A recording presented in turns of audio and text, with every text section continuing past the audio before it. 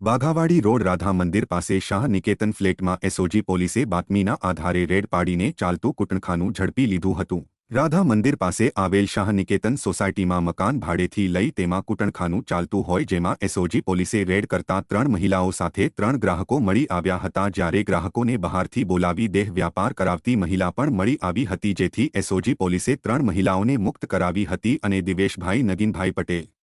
સોહિલભાઈ ઈસુફભાઈ સિદ્દીકી, ચિરાગભાઈ નવનીતભાઈ ગોહિલ અને ગ્રાહકો બોલાવી દેહ વ્યાપાર કરાવતી એક મહિલા સહિત 4ને રોકડા રૂપિયા, મોબાઈલ સહિત ₹19,050ના મુદ્દામાલ સાથે ઝડપી લઈ 4 સામે નિલમબાગ પોલીસ સ્ટેશનમાં ગુનો નોંધાવ્યો હતો।